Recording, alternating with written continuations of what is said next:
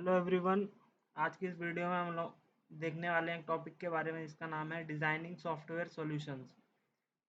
Designing software solutions में पहला जो टॉपिक है वो आपका है रिफाइनिंग द सॉफ्टवेयर स्पेसिफिकेशन। तो क्या मतलब होता है रिफाइनिंग द सॉफ्टवेयर स्पेसिफिकेशन का, वो हम लोग देखेंगे। तो देखिए पहले इसमें लिखा हुआ है refining the software solution involves revisiting and improving the initial requirements of the software to ensure they are clear, complete and unambiguous। तो जो भी हम लोग सॉफ्टवेयर बनाते हैं, हम लोगों ने पिछली वीडियो में ही देखा था कि पहले उसका एसआरएस बनाया जाता है जो सॉफ्टवेयर रिक्वायरमेंट स्पेसिफिकेशन होता है।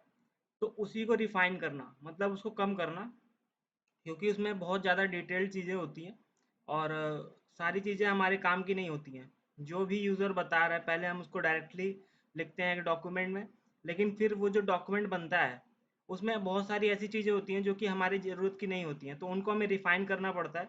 तो वही चीज़ यहाँ पे बता रहा है कि रिफाइनिंग द सॉफ्टवेयर स्पेसिफिकेशन। अब यहाँ पे वही चीज़ लिखा हुआ है refining the software specification involves revisiting, मतलब हम उसको रिविजिट करेंगे जो हमने डॉक्यूमेंट लिखा हुआ है और उसको फिर इम्प्रूव करेंगे। अब इम्प्रूव कैसे कर सकते हैं? दे आर उस इंश्योर करना they are clear complete and unambiguous, मतलब कि क्लियर होना चाहिए। जो भी आपने पॉइंट्स लिखे हैं वो सारे क्लियर हो, कुछ भी ऐसा ना हो कि समझ में ही नहीं आ रहा है। और कंप्लीट होना चाहिए, मतलब जो सॉफ्टवेयर आप बनाने वाले हो उसके जितने भी एस्पेक्ट हैं सबको आपने क्लियर किया हो, मतलब कि हर चीज़ को देखा हो, कोई भी चीज़ ऐसी ना हो जो छूट गई हो। और उसके बाद अनएम्बिगुअस होना चाहिए, मतलब दो चीज़ें एक ही बात को नहीं बोल रही हो, मतलब डुप्लीकेसी नहीं होनी चाहिए कि एक ही चीज़ को दो लोग दो पॉइंट्स जो आपने वहाँ पे लिखे हुए हैं दोनों पॉइंट्स एक ही बात कर रहे हैं। तो अनएम्बिगुअस होना चाहिए। तो ये तीनों चीज़ें जब होंगी तो इसका मतलब है हमने जो सॉफ्टवेयर स्पेसिफिकेशन लिखा था उसको रिफाइन कर लिया है। अब इसका इंपॉर्टेंस क्या होगा? तो इसका इंपॉर्टेंस यही है कि यहाँ पर देखिए लिखा हुआ है clear specification help developers understand exactly what needs to build, reducing errors and ensuring the software meets user expectations. तो जब भी आप रिफाइन करते हो सॉफ्टवेयर स्पेसिफिकेशन को तो वहाँ पर क्या होता है कि जो डेवलपर्स होते हैं वो एग्जैक्टली समझ पाते हैं कि आपने जो स्पेसिफिकेशन बनाया है उसका काम क्या है। मतलब उससे क्या होगा कि एरर जो है वो भी रिड्यूस होंगे और जो सॉफ्टवेयर है वो यूज़र एक्सपेक्टेशन को भी मीट करेगा। अब इसका प्रोसेस क्या है, मतलब कि कैसे हम लोग रिफाइन कर सकते हैं सॉफ्टवेयर स्पेसिफिकेशन को। तो उसमें देखिए पहला है अंडरस्टैंडिंग इनिशियल रिक्वायरमेंट। सबसे पहले आप जो रिक्वायरमेंट्स हैं उनको लिखिए। जो भी रिक्वायरमेंट्स, जैसे start by gathering and analysing requirement provided by stake holders. जो भी रिक्वायरमेंट्स हैं वो जो आपने गैदर किए हैं यूजर से उसको पहले लिखिए एक जगह। और स्टेक होल्डर्स मतलब मैंने आपको पिछली वीडियो में बताया था कि स्टेक होल्डर्स मतलब जितने भी लोग आपसे रिलेटेड हैं, वहाँ पर आपके जो सॉफ्टवेयर बनाने की प्रोसेस में जितने लोग भी रिलेटेड हैं सबको वहाँ पे आपको सबसे गैदर करना पड़ेगा इंफॉर्मेशन को। उसके बाद आइडेंटिफाइंग एम्बिग्यूटीज एंड इनकंसिस्टेंसीज, तो लुकिंग फॉर एनी अनक्लियर और contradictory requirement that needs clarification. तो ऐसा उसमें कुछ भी एम्बिग्यूटी आपको फाइंड करना है या इनकंसिस्टेंसी हो तो उसको आपको क्लियर करना है, मतलब कि वहाँ से उसको हटा देना है। जो भी आपने इनिशियल रिक्वायरमेंट लिया अब उसको आपको रिफाइन करना है और फिल्टर आउट कर देना है जितनी भी अनएम्बिग्यूटीज हैं और इनकंसिस्टेंसीज उसमें लिखी हुई हैं। और उसके बाद कोलैबोरेटिंग विद स्टेक होल्डर्स, मतलब जो भी उन प्रोजेक्ट से रिलेटेड लोग हैं जैसे डेवलपर्स, डिजाइनर्स, कस्टमर, सबके साथ आपको मीटिंग करना है और उसमें डिस्कस करना है कि हाँ जो ये रिक्वायरमेंट्स हैं यही हैं या इसमें से कुछ कम करना है या ज़्यादा करना है। जैसे यहाँ पर लिखा हुआ है engage in discussions with stakeholders to refine requirements based on their feedback and insights। तो हमें क्या करना है कि जो स्टेक होल्डर्स हैं उनसे फीडबैक लेना है कि जो यहाँ पर रिक्वायरमेंट्स लिखे हैं यही हैं या इससे ज़्यादा तो नहीं है। तो हमें जो भी काम करना है वो ग्रुप में करना है। उसके बाद लास्ट जो पॉइंट है आपका वो है डॉक्यूमेंटिंग रिफाइंड स्पेसिफिकेशन। अब जो हमने रिफाइन किया मतलब जो भी चीज़ें वहाँ से हटाई और अब जोड़ी, तो अब जो हमारे पास एक समरी बन के तैयार हो गई है उसको फिर से डॉक्यूमेंट करना पड़ेगा और वही हमारा फाइनल डॉक्यूमेंट होगा। तो वही बोल रहा है डॉक्यूमेंटिंग रिफाइंड स्पेसिफिकेशन, जो कि हमने रिफाइंड कर दिया स्पेसिफिकेशन को उसको फिर से डॉक्यूमेंट करना, फिर से एक डॉक्यूमेंट में लिखना। Document the clarified requirement in detail to serve as a reference for developers throughout the project.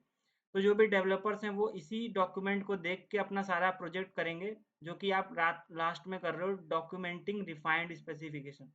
तो जो भी स्पेसिफिकेशन आपके पास आया उसको आपने रिफाइन कर दिया, और उसमें से जो अनएम्बिग्यूटीज थी, जो क्लियर नहीं था या कंप्लीट नहीं था, वो सारा चीज़ आपने देख के फिर उसको जो है हटा दिया, और उसी को आपने रिफाइन करके जो डॉक्यूमेंट बनाया वही अब आपका रियल डॉक्यूमेंट है, जिसको बोलते हैं रिफाइंड स्पेसिफिकेशन।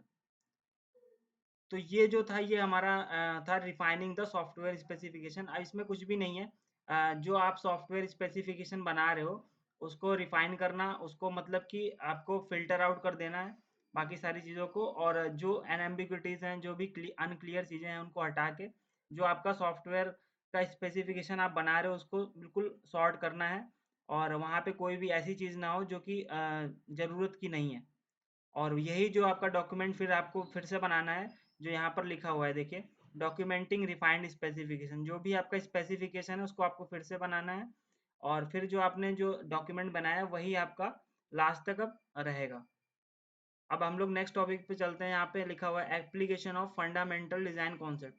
तो एप्लीकेशन मतलब होता है use of fundamental design concept. तो जो भी फंडामेंटल डिज़ाइन कॉन्सेप्ट है उसका हम यूज़ क्यों करते हैं, जो भी डिज़ाइनिंग यूज़ करते हैं, बेसिक लेवल की जो डिज़ाइनिंग होती है जो हम लोग करते हैं सॉफ्टवेयर बनाने से पहले, तो उसका यूज़ क्या होता है। तो इसमें सबसे पहला पॉइंट है डेटा डिज़ाइन। तो सबसे पहले हम लोग देखेंगे डेटा डिज़ाइन क्या होता है। तो data design focuses on structuring how information will be stored and manage with in the software system.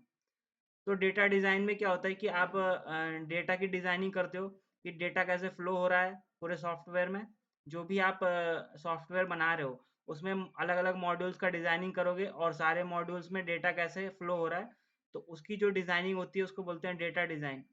अब डेटा डिज़ाइन में क्या एस्पेक्ट्स होते हैं वो देख लेते हैं हम लोग।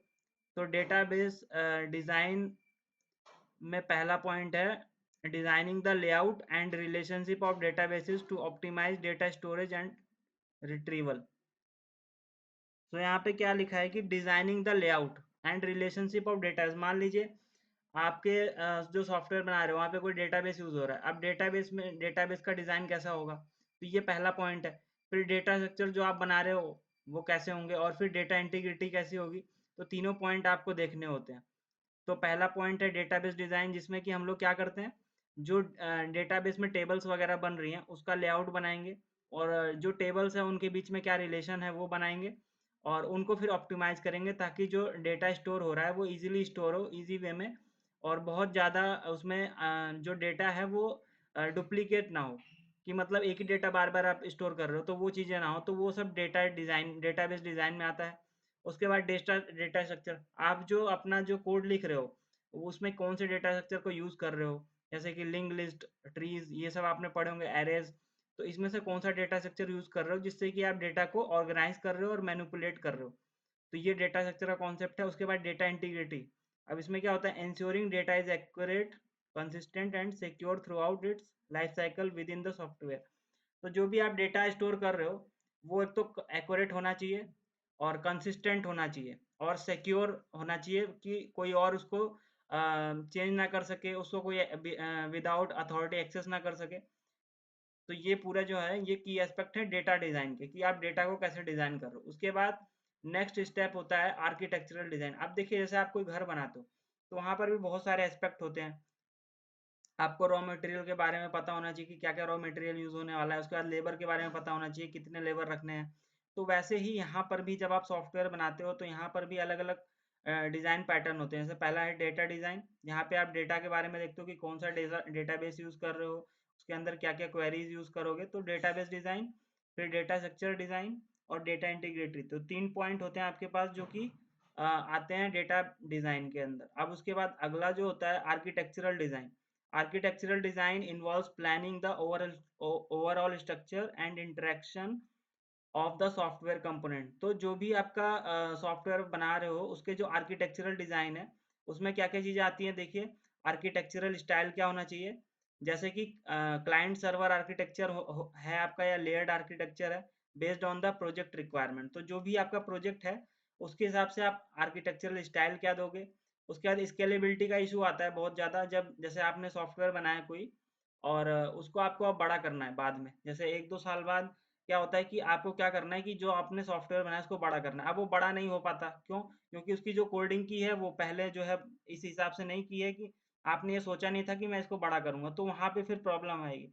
तो इसीलिए आप जब सॉफ्टवेयर बना रहे हो तो उसी समय ये सब सोचना होता है कि स्केलेबिलिटी का इश्यू ना आए। तो उसमें देखिए यहाँ पे लिखा है designing the software to handle increased workload and user demands without compromising performance.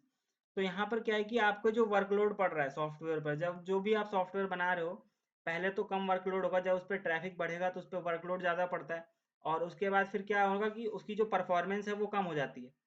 तो अब उस परफॉर्मेंस को स्केल करना और जो सॉफ्टवेयर है उसको भी बढ़ाना, तो ये सब जो काम है ये भी आपको करने पड़ते हैं। तो ये सब आर्किटेक्चरल डिज़ाइन के अंदर आते हैं। और थर्ड पॉइंट है इसमें सिक्योरिटी। तो implementing measures to protect the software from unauthorised access and vulnerabilities.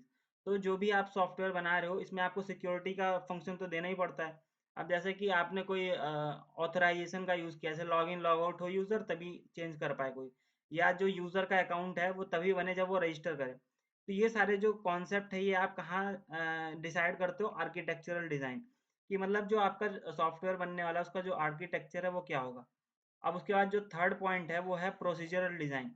अब procedural design focuses on defining the procedures and algorithm that the software will execute.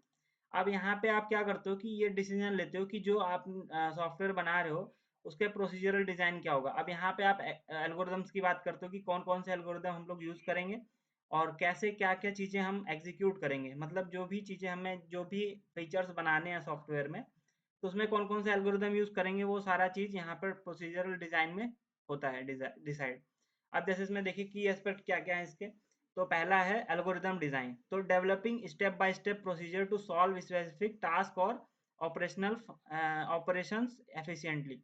तो पहला है इसमें पॉइंट एल्गोरिदम डिज़ाइन। तो इसमें क्या होता है कि एल्गोरिदम्स आप बनाते हो। देखिए कभी भी हम कोड करते हैं तो डायरेक्ट कोड नहीं करते। आपको कोई फीचर बनाना है ऐसा, जैसे कि कोई आपको मान लीजिए सिंपल सा कैलकुलेटर भी बनाना है, तो आप डायरेक्टली कोड नहीं लिखोगे। आप उसका पहले एक सूडो कोड बनाओगे जिसको हम लोग बोलते हैं एल्गोरिदम डिज़ाइन। तो आपको एल्गोरिदम का डिज़ाइनिंग करना पड़ेगा पहले, फिर आप उस पे कोड लिखते हो। तो जो भी आप प्रॉब्लम को सॉल्व कर रहे हो उसका पहले एल्गोरिदम बनाइए कि हम स्टेप बाय स्टेप कैसे काम करेंगे, और फिर उसमें आप कोड करते हो। तो पहला होता है एल्गोरिदम डिज़ाइन।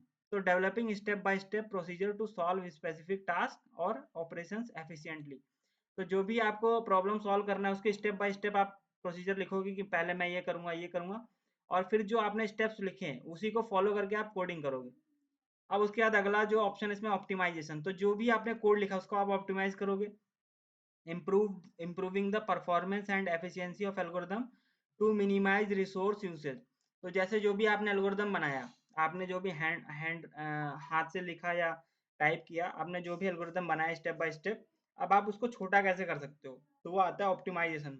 क्योंकि जो भी आपने एल्गोरिदम बनाया, अब वो तो आपने पहले जैसे कि रिफाइन ऊपर मैंने किया ना, जो एसआरएस आपने बनाया वो भी रिफाइन हुआ, तो वैसे आपको एल्गोरिदम को भी रिफाइन करना पड़ेगा, छोटा करना पड़ेगा। क्योंकि जब आप बड़ा एल्गोरिदम बनाते हो तो कोड भी उसका बड़ा लिखोगे। अब जब कोड बड़ा हो जाएगा तो वहाँ पे लाइंस ऑफ कोड ज़्यादा हो जाएगा, जिससे क्या होगा आपका सॉफ्टवेयर स्लो हो जाएगा। तो कभी भी आपको जो भी काम है अगर वो छोटे वे में हो जा रहा है, जैसे आपने 2 वे में काम किया। एक है कि बहुत लंबा प्रोसीजर फ़ॉलो किया, दूसरे में छोटे में ही काम हो गया। तो आप कौन-सा फ़ॉलो करोगे? जो छोटा वाला है। वैसे ही आप जब सॉफ्टवेयर बना रहे हो, तो अगर आपका कोई भी आप काम करना चाहते हो, कोई भी फीचर इम्प्लीमेंट करना चाहते हो, अगर वो 2 मेथड से हो रहा है, एक थोड़ा बड़ा मेथड है, एक छोटा, तो आप फ़ॉलो करिए छोटे मेथड को। क्योंकि अगर आप कम कोड लिखोगे, तो आपका जो सॉफ्टवेयर पे बर्डन कम पड़ेगा और जो सॉफ्टवेयर है वो थोड़ा फास्ट चलेगा। तो दूसरा क्या है? ऑप्टिमाइजेशन। अब उसके बाद तीसरा है maintainability. So designing code that is easy to understand, update and debug over time. तो ऐसा कोड डिजाइन करना जो कि इजी हो अंडरस्टैंड करने में, अपडेट करने में और डिबग करने में। डिबग मतलब एरर्स को दूर करने में। मान लीजिए आपने कोई सॉफ्टवेयर बनाया और उसमें कुछ एरर आ रहा है, तो आपने ऐसा लिखा हो कोड ताकि वो जो एरर्स है वो आपको दिख जाए इजीली, और आप उसको चेंज भी कर सको, सॉल्व कर सको। तो ये 3 प्रोसेस होते हैं जो प्रोसीजरल डिज़ाइन में होते हैं, कि एल्गोरिदम, यहाँ पर सारा काम एल्गोरिदम का होता है। एल्गोरिदम की डिज़ाइनिंग, फिर उसका ऑप्टिमाइजेशन, और फिर उसको चेंज करना किसमें? कोड में। तो ये आपका प्रोसीजरल डिज़ाइन है। और आर्किटेक्चरल डिज़ाइन में हम लोग बात करते हैं कि कौन सा आर्किटेक्चर यूज़ करने वाले हैं, जैसे क्लाइंट सर्वर और स्केलेबिलिटी का इशू, ये सब डिप्लॉयमेंट का पार्ट है, जहाँ पर हम लोग कोड जो सॉफ्टवेयर बनाने के बाद जब डिप्लॉय करते हैं तो वहाँ पर कौन सा आर्किटेक्चर यूज़ कर रहे हैं, या सॉफ्टवेयर बनाते टाइम ही कौन सा आर्किटेक्चर यूज़ कर रहे हैं, तो आर्किटेक्चरल डिज़ाइन में आता है। और एक होता है आपका डेटा डिज़ाइन, जहाँ पे हम लोग डेटा की बात करते हैं। तो तीन चीज़ें हैं फंडामेंटल डिज़ाइन कॉन्सेप्ट में, तीन कॉन्सेप्ट हैं। एक है डेटा डिज़ाइन, जहाँ पे हम लोग डेटा की बात करते हैं। अब डेटा में डेटाबेस भी आ जाता है आपका, डेटा स्ट्रक्चर भी आ जाते हैं, और डेटा इंटीग्रिटी, मतलब जो डेटा आप स्टोर कर रहे हो वो इंटीग्रिटी उसको हो, कि अथॉरिटी हो, कोई जो ऑथराइज पर्सन है वही एक्सेस कर पाए, ऐसे ही कोई ना एक्सेस कर ले। अब ऐसे ही आर्किटेक्चरल डिज़ाइन में आप आर्किटेक्चर को समझते हो कि क्लाइंट सर्वर आर्किटेक्चर है या कोई और है। जैसे क्लाइंट सर्वर क्या होता है कि आपका बहुत सारे क्लाइंट हैं और एक सर्वर है। अब वेबसाइट भी इसी पे काम करती है। आपने कोई वेबसाइट बनाया तो आप वेबसाइट को बनाने के बाद सर्वर पे डालते हो, तो सर्वर एक रहता है। अब आप लोग अलग अलग ब्राउजर से अपने अपने कंप्यूटर से उस वेबसाइट को एक्सेस करते हो, तो वो आपका क्लाइंट हो गया। तो क्लाइंट और सर्वर सर्वर का रिलेशनशिप है इसमें। तो ये हो गया क्लाइंट सर्वर आर्किटेक्चर। तो आर्किटेक्चरल डिज़ाइन में हम ये चूज़ करते हैं कि हमारा क्लाइंट सर्वर आर्किटेक्चर होगा या लेयर्ड आर्किटेक्चर होगा या कौन सा आर्किटेक्चर होगा। और उसके बाद प्रोसीजरल डिज़ाइन मैंने आपको बताया ही कि आप एल्गोरिदम को चूज़ करते हो, और नहीं, एल्गोरिदम को डिज़ाइन करते हो और उसके बाद फिर उसको ऑप्टिमाइज़ करते हो और बाद में उसको कोड में चेंज करते हो। तो 3 प्रोसेस होते हैं। अब हम लोग आगे बढ़ते हैं, और अगला जो पॉइंट है वो है सॉफ्टवेयर ब्लूप्रिंट मेथोडोलॉजी और ऑब्जेक्ट ओरिएंटेड डिज़ाइन पैराडिगम। सो 2 मेथोडोलॉजी आपके पास होती हैं, एक सॉफ्टवेयर ब्लूप्रिंट मेथोडोलॉजी और एक होता है ऑब्जेक्ट ओरिएंटेड डिज़ाइन पैराडिगम। तो पहला समझते हैं यहाँ पे सॉफ्टवेयर ब्लूप्रिंट मेथोडोलॉजी क्या है। तो सॉफ्टवेयर ब्लूप्रिंट मेथोडोलॉजी में blueprinting involves creating a detailed plan और road map for the software development process. तो ब्लूप्रिंट हम कब बनाते हैं? देखिए, जब कोई भी हम घर भी बनाते हैं, अगर मान लीजिए कोई घर बना रहे हैं, वहां पर भी पहले हम उसका मैप बनाते हैं, ब्लूप्रिंट बनाते हैं कि ऐसे ऐसे कमरा बनेगा, ऐसे यहाँ पे रूम रहेगा, यहाँ पे ये रहेगा। तो वैसे ही आप अगर सॉफ्टवेयर बना रहे हो तो उसमें भी आप ब्लूप्रिंट अगर बना रहे हो तो वो कौन से मेथड को फॉलो करता है? Software blueprint methodology. अब इसमें क्या होता है कि जो सिस्टम, जो सॉफ्टवेयर आप बना रहे हो उसमें जो कंपोनेंट्स हैं, पहले आप उसको देखोगे। जैसे आप एक वेबसाइट बना रहे हो तो उसमें हेडर क्या है, सेक्शन कहाँ पे होगा, फुटर कहाँ पे होगा, ये सब जो सॉफ्टवेयर में आप कंपोनेंट्स बनाते हो वही चीज़ यहाँ पे बता रहा है कि डिफाइनिंग सिस्टम कंपोनेंट्स। अब इसमें क्या होता है? Identifying and describing the major modules components and subsystem of the software. तो पहले आपको ये आइडेंटिफाई करना पड़ेगा कि हमारे जो सॉफ्टवेयर मैं बना रहा हूँ उसमें मेन मेन मॉड्यूल्स क्या हैं, कंपोनेंट्स क्या हैं, और उस कंपोनेंट्स के अंदर भी कोई कंपोनेंट है जिसको हम लोग बोलते हैं सब सिस्टम ऑफ सॉफ्टवेयर। तो जो भी कंपोनेंट्स है पहले आपको वो डिफाइन करना पड़ेगा। और उसके बाद मैपिंग इंटरेक्शन। अब इसमें क्या है कि illustrating how this component interact and communicate with each other to achieve the software functionality. अब जो आपने कंपोनेंट जैसे डिसाइड कर लिए, जैसे आप एक कैलकुलेटर बना रहे हो तो वहां पर एक आपका बटन का कंपोनेंट होगा, एक वहां पर आपका एडिशन का, सब्सट्रैक्शन का, अलग अलग कंपोनेंट होंगे। तो वो आपने ऊपर वाले प्रोसेस में डिफाइन कर लिए। उसके बाद दूसरा है मैपिंग इंटरेक्शन। अब मैपिंग इंटरेक्शन में आप क्या करोगे कि वो कंपोनेंट एक दूसरे से कम्युनिकेट कैसे करेंगे। अब कम्युनिकेशन का मतलब यहाँ पर ये है कि आप डेटा एक दूसरे के पास कैसे भेजोगे, क्योंकि जब आप एडिशन करोगे सबसे पहले आपको डेटा भेजना पड़ेगा, दो नंबर भेजने पड़ेंगे और उसको वो प्लस करके आपको रिजल्ट भेजेगा। तो ये हो गया कम्युनिकेशन करना।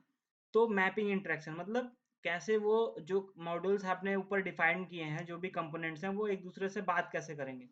और उसके बाद तीसरा है स्टैब्लिशिंग स्टैंडर्ड्स। तो setting guidelines and best practices for coding, design pattern and project organisation. तो जो जो भी आपका सॉफ्टवेयर है उसके लिए आप स्टैंडर्ड सेट कर रहे हो कि हाँ ये चीज़ें होंगी और जो काम होगा इसी तरीके से होगा। तो जो आपके प्रोसीजर्स है वो आपको डिफाइन करना है।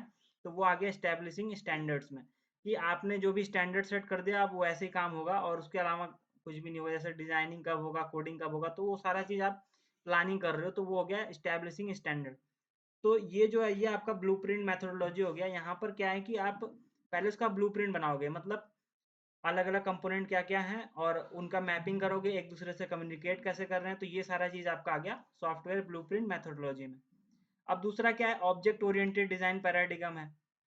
अब इसमें क्या होता है? Object oriented design organises software around objects that encapsulate data and behaviour.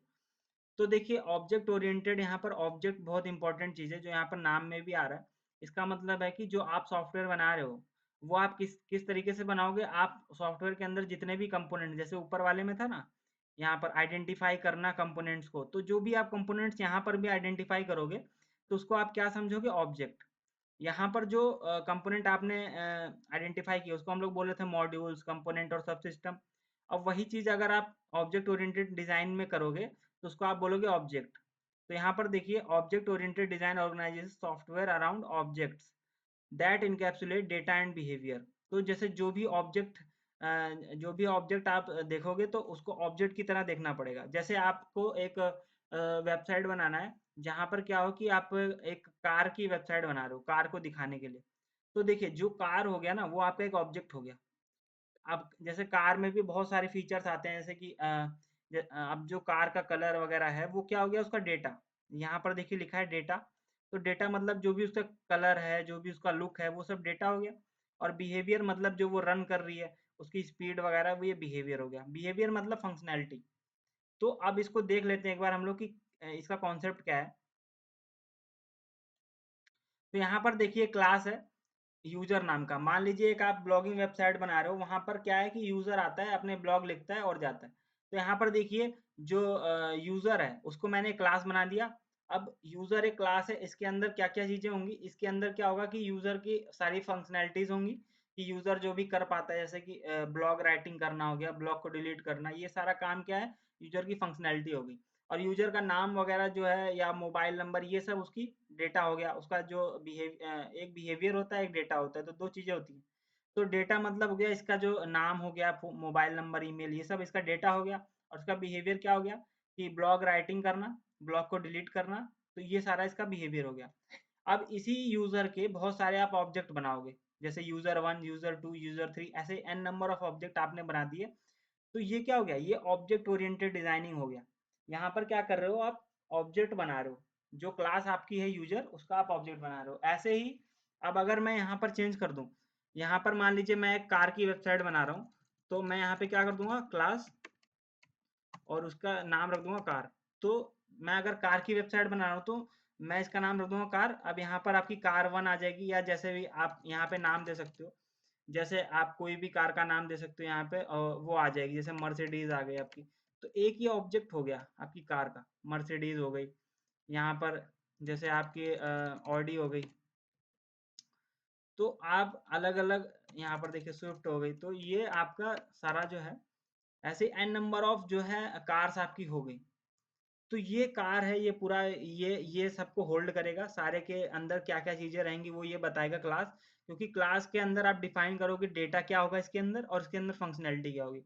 जैसे अभी हम कार की बात कर रहे हैं, तो कार के अंदर कार का नेम क्या होगा, कार की स्पीड कितनी होनी चाहिए, वो सब क्या है? वो इसकी डेटा है। तो वो एक होगा इसके अंदर।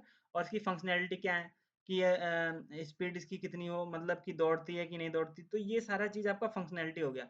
अब उसी का आप ऑब्जेक्ट बनाओगे, और ऑब्जेक्ट अलग अलग होंगे। जैसे मर्सिडीज एक ऑब्जेक्ट हो गया, उसका उसका एक ऑब्जेक्ट ऑडी हो गया, स्विफ्ट हो गया, ऐसी एन नंबर ऑफ ऑब्जेक्ट आप बना सकते हो।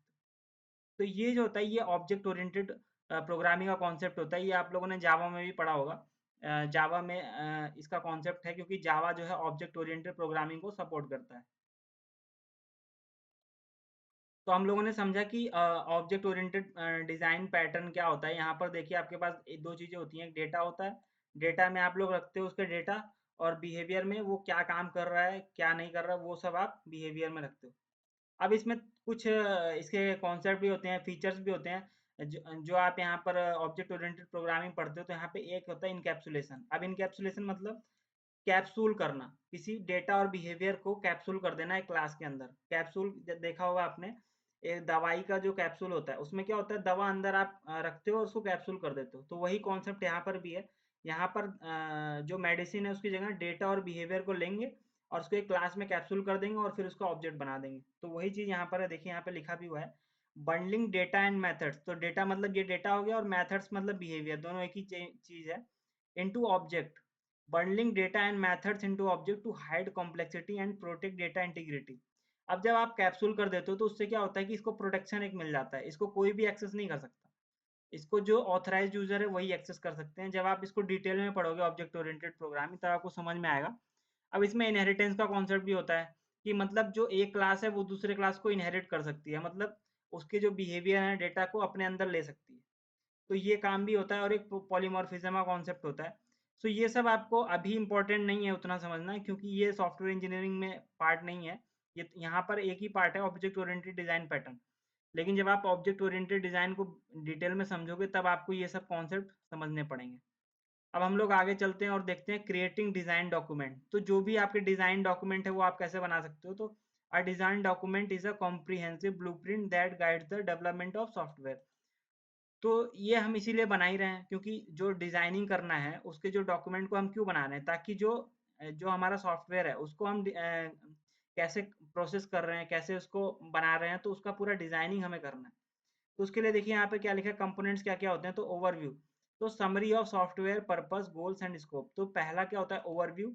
अब ओवरव्यू में आप क्या बताते हो कि जो सॉफ्टवेयर आप बना रहे हो उसका पर्पस क्या है, उसके गोल क्या है और उसका स्कोप क्या है। अब स्कोप बनाना बहुत जरूरी है, हमने पिछले क्लास में भी देखा था कि जब आप स्कोप डिसाइड कर देते हो तो डेवलपर या जो भी उसको ये पता चल जाता है कि मुझे यहीं तक सॉफ्टवेयर बनाना है, इससे ऊपर नहीं जाना। नहीं तो आप उसमें ऐसे फीचर्स भी डाल देते हो जो कि जरूरत है ही नहीं। तो ओवरव्यू में आप क्या देते हो, पर्पस क्या है सॉफ्टवेयर का, उसके गोल्स क्या होंगे और स्कोप क्या होगा। अब उसके बाद आर्किटेक्चर, जहाँ पे जो हमने ऊपर पढ़ा है अभी कि क्या क्या सॉफ्टवेयर का स्ट्रक्चर होगा, डायग्राम्स क्या क्या होंगे, फ्लो चार्ट्स क्या क्या होंगे, तो ये आपका आर्किटेक्चर में आता है। और उसके बाद डेटा डिजाइन में क्या आता है कि specification of how data will be stored managed and accessed. So जो आप डेटा बना रहे हो, जो भी डेटाबेस में आप स्टोर कर रहे हो डेटा, वो आप कैसे एक्सेस कर सकते हो, कैसे उसको स्टोर कर सकते हो, कौन सा डेटाबेस यूज कर रहे हो। तो ये सारा आपका डेटा डिजाइन का पार्ट है, जो कि हम लोगों ने ऊपर देखा कि जैसे आप कोई भी डेटा डिजाइन करते हो तो उसमें क्या होता है, डेटाबेस में आप टेबल्स कितनी बना रहे हो और उन टेबल के बीच में रिलेशन क्या है। तो वो सारा चीज आप डेटा डिजाइन में देखते हो। उसके बाद प्रोसीजरल डिजाइन। अब प्रोसीजरल डिजाइन में क्या होता है कि algorithm and procedures for implementing software functionality. तो जो आप प्रोसीजर बना रहे हो, जो भी आप प्रोसीजर मतलब हो गया एक फंक्शन बनाना। तो जैसे आप कोई फंक्शन बना रहे हो उसमें क्या एल्गोरिदम यूज कर रहे हो और क्या क्या चीजें इंप्लीमेंट कर रहे हो, तो वो सारा प्रोसीजरल डिजाइन में आता है। उसके बाद इंटरफेसेस। तो इंटरफेसेस में क्या है, design specification for user interface and external system interaction. तो इंटरफेस में आप इंटरफेस का डिजाइन कैसे कर रहे हो, जो भी आपने फ्रंट एंड बनाया है, जो व्यू बनाया है वो कैसे बनाया, यूजर कैसे उससे इंटरेक्ट करेगा, तो वो सारा इंटरफेस में आ जाएगा। कि मतलब टेक्स्ट फील्ड बनाया कि नहीं, बटन बनाया कि नहीं, तो ये सारा इंटरफेस में आता है। अब उसके बाद टेस्टिंग प्लान। तो strategy for validating the software against requirement and ensuring quality. तो जो भी आपने प्लानिंग किया, जो भी ऊपर आपने आर्किटेक्चरल डिजाइन ये सब बनाया, उसको टेस्ट करना, ताकि उससे क्या हो कि आप इंश्योर कर पाओ कि ये जो आप सॉफ्टवेयर बना रहे हो ये क्वालिटी प्रोडक्ट होगा कि नहीं, और जो रिक्वायरमेंट्स यूजर ने बताई हैं वो आप फॉलो कर रहे हो कि नहीं कर रहे हो। तो ये सारा चीज आपका टेस्टिंग प्लान में आता है। तो ये जो पॉइंट्स हैं, ये कुछ पॉइंट्स थे जो कि डिजाइन डॉक्यूमेंट करते टाइम आपको यूज करने चाहिए। अब उसके बाद हम लोग पढ़ते हैं reviewing conformance to software requirements and quality. तो ये एक टॉपिक है जो क्या है कि इसका पर्पस क्या होता है, to ensure the software design aligns with specified requirements and meet quality standards. तो जो भी आपने सॉफ्टवेयर बनाया वो क्या हो कि जो आपकी रिक्वायरमेंट्स है उसको पूरा कर रहा हो और क्वालिटी जो स्टैंडर्ड्स हैं उसको फॉलो कर रहा हो। मतलब कि आपने उसकी रिक्वायरमेंट तो पूरी कर दी यूजर की, लेकिन आपका जो सॉफ्टवेयर प्रोडक्ट है वो क्वालिटी प्रोडक्ट नहीं लग रहा है, उसमें आपने सिक्योरिटी को फॉलो नहीं किया है सही से। आप आपका जो कोड है वो वल्नरेबल है, कोई भी हैकर आके उसको यूज कर सकता है। तो ऐसा नहीं होना चाहिए, जो आपकी क्वालिटी स्टैंडर्ड्स उसको फॉलो करना चाहिए। अब इसमें मेथड्स क्या है इसको करने के, रिव्यूइंग कन्फर्मेंस को करने के मेथड्स क्या क्या है। तो उसमें देखिए पहला है डिजाइन रिव्यू। तो जो भी आपने डिजाइनिंग बनाई, data design, architectural design, procedural design, जितनी भी डिजाइनिंग है सब आपने जो बनाई उसको इवेल्युएट करना। डिजाइन रिव्यू मतलब evaluating the design against requirements to identify inconsistency, ambiguities और areas of improvement। तो जो भी आपने डिजाइन बनाया डेटा का, जैसे data design, architectural design, procedural design, उसको आपको फिर से इवेल्युएट करना कि उसमें जो भी रिक्वायरमेंट्स है वो पूरी हो रही है कि नहीं, कुछ एम्बिग्यूटीज है कि नहीं, इनकंसिस्टेंसी तो नहीं है, और कुछ भी इम्प्रूवमेंट हो सकता है कि नहीं, उसमें और भी कुछ चीजें इंक्लूड कर सकते हो कि नहीं आप, तो वो सारा चीज देखना।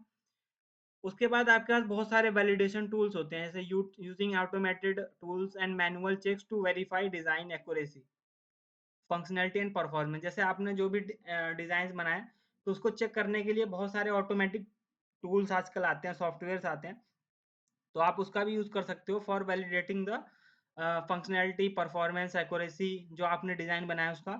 और उसके बाद क्वालिटी एश्योरेंस। तो ये सबसे इंपॉर्टेंट पार्ट होता है क्वालिटी एश्योरेंस। तो यहाँ पर आप क्या करते हो कि implementing processes and techniques to maintain software quality, reliability and usability। तो यहाँ पर हम लोग ऐसे प्रोसेस को इम्प्लीमेंट करते हैं, ऐसी टेक्निक्स को यूज़ करते हैं जिससे हमें ये पता चल जाए कि सॉफ्टवेयर की क्वालिटी क्या है, रिलायबल है कि नहीं सॉफ्टवेयर जो आप बना रहे हो, और यूजेबिलिटी उसकी है कि नहीं, यूज़ आप कर सकते हो कि नहीं अपने काम के लिए जिसके लिए आप बना रहे हो, जो प्रॉब्लम आपको सॉल्व करना है उसको आप सॉल्व कर सकते हो कि नहीं, वो आपका क्वालिटी एश्योरेंस में आता है। जो सॉफ्टवेयर है उसकी क्वालिटी को आपको मेजर करना, बस इतना ही इसमें होता है। तो यहाँ पर 3 मेथड्स हैं, डिज़ाइन रिव्यू, डिज़ाइन जो आपने बनाया उसको रिव्यू करना, वैलिडेशन टूल्स बहुत सारे ऑटोमेटिक आते हैं उसको यूज़ करके आप इसको चेक कर सकते हो, और तीसरा है क्वालिटी एश्योरेंस, जो भी आपका सॉफ्टवेयर है उसकी क्वालिटी को चेक करना कि हाँ ये रिलायबल है कि नहीं, फास्ट चल रहा है कि नहीं, और इसका यूज़ हो सकता है कि नहीं हो सकता। तो ये जो टॉपिक्स थे ये आपके कंप्लीट होते हैं आज। यहाँ पर कुछ भी नहीं है, बस आपको थोड़ा समझना है इसको, और जो कॉन्सेप्ट है वो आपके डिज़ाइनिंग के ही कॉन्सेप्ट है कि जो आप डिज़ाइनिंग कर रहे हो उसमें क्या-क्या चीज़ें यूज़ होती हैं। जैसे प्रोसीजरल डिज़ाइन हो गया, प्रोसीजरल डिज़ाइन मतलब प्रोसीजर मतलब फंक्शन। अब फंक्शन डिज़ाइन आप कैसे करते हो, कोई भी एल्गोरिदम चूज़ करके करते हो, तो वो सारा आपका प्रोसीजरल डिज़ाइन हो गया। डेटा डिज़ाइन मतलब डेटा को डिज़ाइन करना, अब उसके लिए डेटाबेस में टेबल्स कितनी होंगी, उसका रिलेशनशिप क्या होगा, ये सब डिज़ाइन करना, तो वो डेटा डिज़ाइन का पार्ट आ गया। और वैसे ही आर्किटेक्चरल डिज़ाइन हो गया कि आप कौन सा आर्किटेक्चर यूज़ कर रहे हो, क्लाइंट सर्वर आर्किटेक्चर यूज़ कर रहे हो या कोई और। अब इसका देखिए समरी पार्ट देख लेते हैं हम लोग कि understanding these fundamental concept from refining specification to applying design principles and documenting effectively is crucial for developing software that meets user needs and performs reliably. Each step in the software design process plays a crucial role in ensuring successful software development and delivery। तो जो भी ऊपर हमने concept पढ़े इसका use अगर हम लोग करते हैं, इसको अगर पढ़ के इसके इसका यूज करके कॉन्सेप्ट को यूज करके हम लोग सॉफ्टवेयर अगर बनाते हैं, तो इससे क्या होगा कि जो डिज़ाइन है प्रिंसिपल्स हम लोग यूज़ करेंगे, और डॉक्यूमेंटिंग जो होगा वो भी इफ़ेक्टिवली होगा, जिससे कि जो स्टैंडर्ड्स है उसको हम मेंटेन कर पाएंगे और सॉफ्टवेयर को अच्छा बना पाएंगे, जो कि क्वालिटी प्रोडक्ट होगा।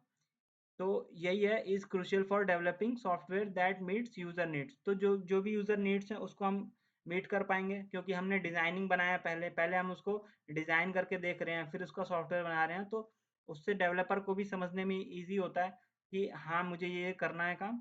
और इससे जो सॉफ्टवेयर बनता है वो आपका, उससे क्या होता है कि यूजर की नीड्स को आप पूरा कर पाते हो, और परफॉर्मेंस उसका सही होता है, क्योंकि आपने यहाँ पर क्वालिटी एश्योरेंस को भी चेक किया है, बहुत सारे वैलिडेशन टूल्स को भी यूज किया है।